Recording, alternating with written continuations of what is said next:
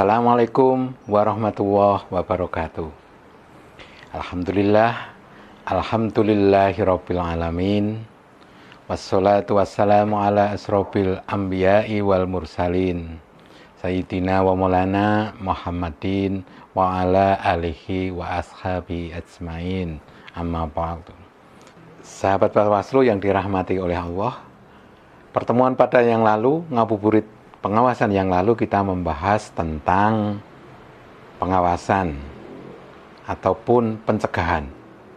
Pada kali ini kita akan mengambil sebuah tema. Saya akan mencoba berbagi dengan sahabat Bawaslu semua tema yang sering kita ucapkan, yaitu pengawasan partisipatif.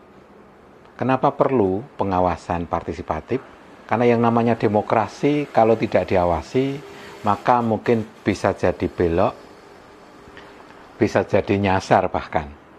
Itu. Oleh karena itu dibutuhkan pengawasan yang secara bersama-sama, tidak hanya Bawaslu saja.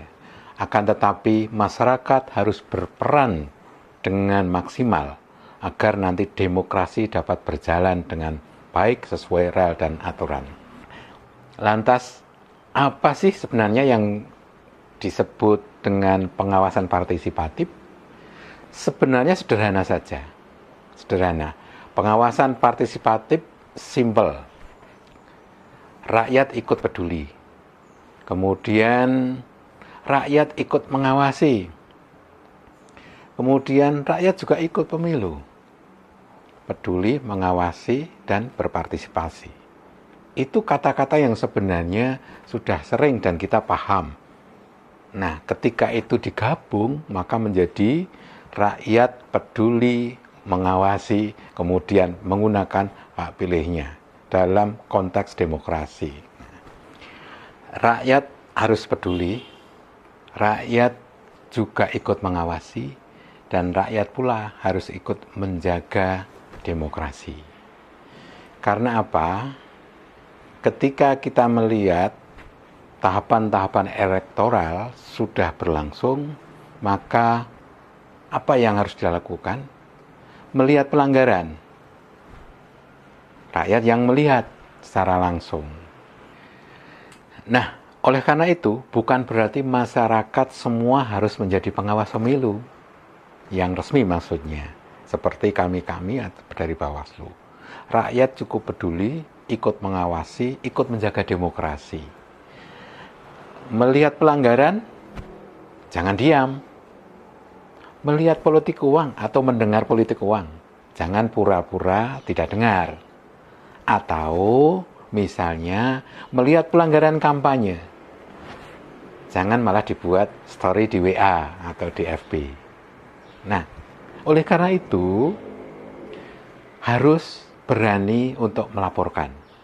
Inilah yang kemudian kita harapkan sebagai sosok pengawas partisipatif, di mana masyarakat dapat berperan untuk melaporkan.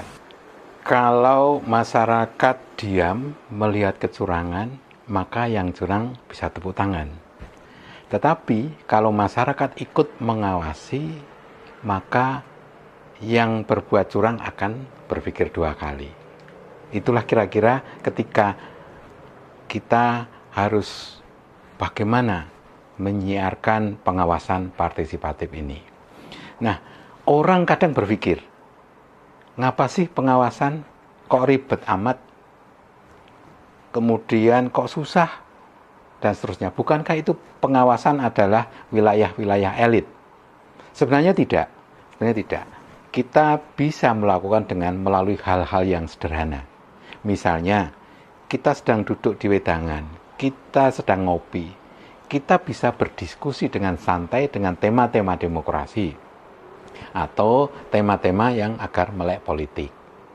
Kita juga bisa beraktivasi melalui akun-akun yang kita miliki, misalnya di grup-grup WA.